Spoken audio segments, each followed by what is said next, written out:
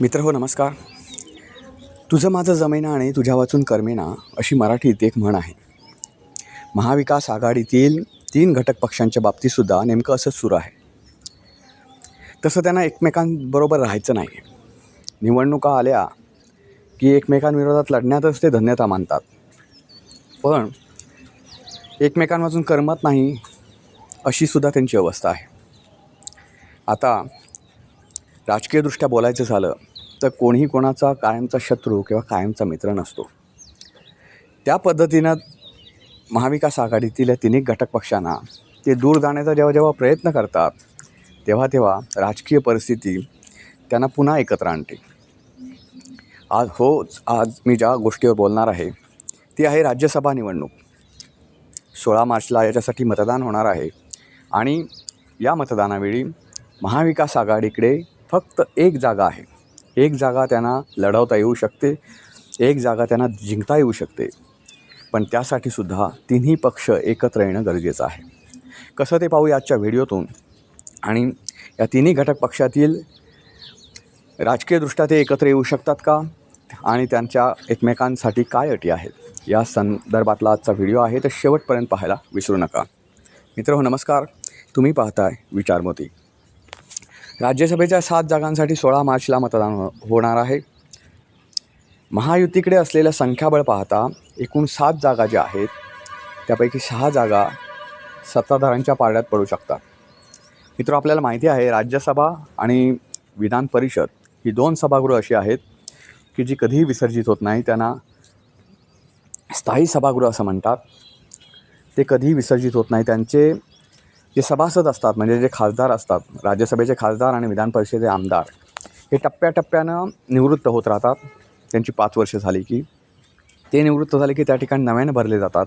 जसं लोकसभा किंवा विधानसभेच्या निवडणुका होतात 5 वर्षांनी, एकत्रित सार्वत्रिक निवडणुका ज्यांना आपण म्हणतो, तशा या 2 सभागृहाच्या होत नाहीत. त्यांच्या टप्प्याटप्प्याने होत राहतात. जेवढे निवृत्त झाले त्या ठिकाणी परत नव्याने भरले जातात. त्यामुळे ही दोन्ही सभागृह जी आहेत ती कधी विसर्जित होत नाहीत. तर आता 7 सभासद जे आहेत म्हणजे 7 खासदार जे आहेत राज्यसभेचे ते निवृत्त झालेले आहेत. तर त्या जागी या निवडणुका होणार आहेत. संख्याबळाचा विचार करता 7 पैकी 6 जागा या महायुतीच्या पारड्यात पडू शकतात. आता एक जागा जी आहे त्यामध्ये मवियाला म्हणजे महाविकास आघाडीला संधी आहे. त्यासाठीसुद्धा या तिन्ही पक्षांना एकजूट दाखवणं गरजेचं आहे.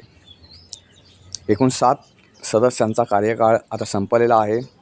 त्यात राष्ट्रवादी शरद पवार गटाच्या एका खासदाराचा सुद्धा समावेश आहे. दरम्यान ही निवडणूक जी महाविकास आघाडीच्या पारड्यात एक जागा आहे पण पडू शकते, ती निवडणूक कुणी लढवावी याच्यावरून आता सध्या महाविकास आघाडीमध्ये सुंदोपसंधी सुरू आहे. मला हवी जागा, मला हवी, मी दुसऱ्याला द्यायची असेल तर काही अटी ठेवणार, अशा गोष्टी सध्या महाविकास आघाडीमध्ये सुरू आहेत. खासदारकीची टर्म संपल्यावर पुढे निवडणूक लढवणार नाही असं शरद पवारांनी 2 वर्षांपूर्वी सांगितलं होतं.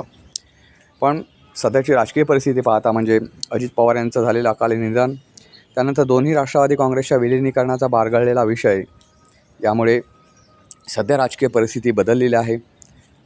शरद पवार यांच्या पक्षाला अजूनही त्यांची गरज आहे. अजूनही त्यांच्याविना पक्ष कसा चालेल याचा शरद पवार गटातील कोणीही विचार केलेला नाही ना खुद्द शरद पवारांनी केलेला आहे. पुढच्या पिढीकडे सूत्र सोपवून त्यांनी ज्या पद्धतीने मार्गदर्शक म्हणून भूमिका बजवायला हवी होती, जेणेकरून त्यांच्यानंतर पक्षाला चांगले दिवस राहतील, पक्ष उभारी घेईल, पक्ष डगमगणार नाही, अशी परिस्थिती निर्माण करणं गरजेचं होतं, जी शरद पवारांनी आज ताग आहेत त्याच्याबाबत काहीच विचार केलेला दिसत नाही.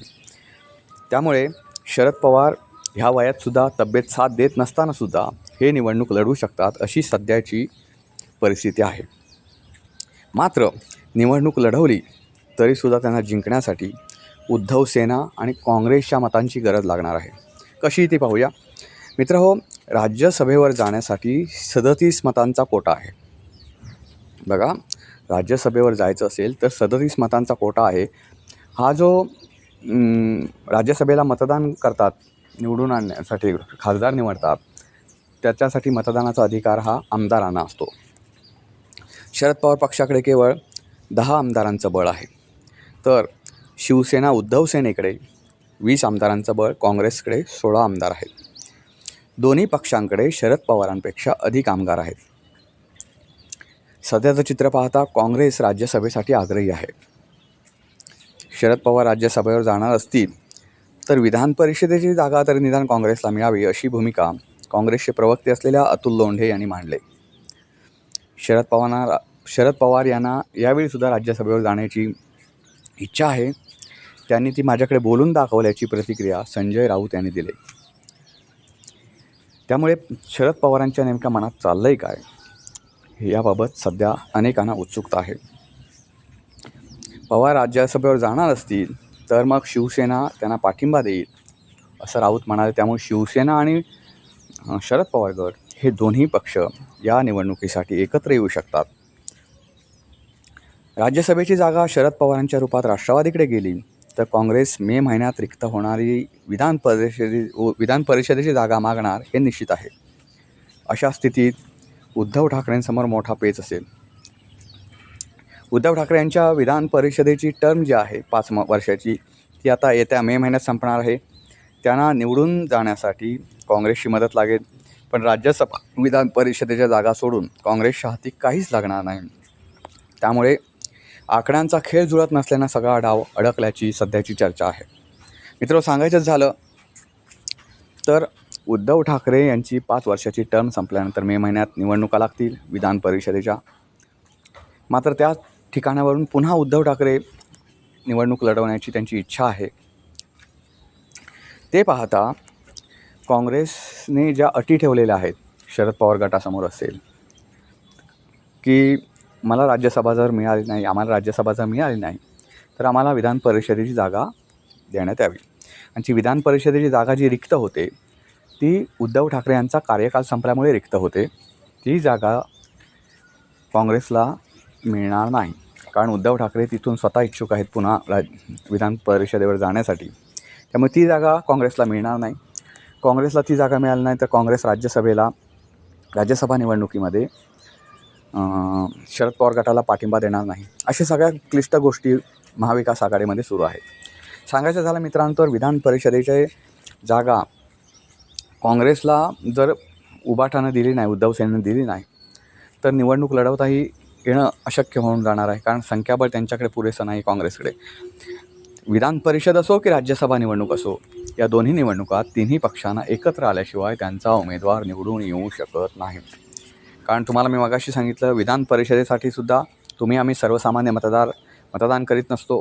त्याच्यासाठी वेगळे मतदार असतात जे आपण लोकप्रतिनिधी निवडून दिलेले असतात, ते त्याच्यासाठी मतदान करतात.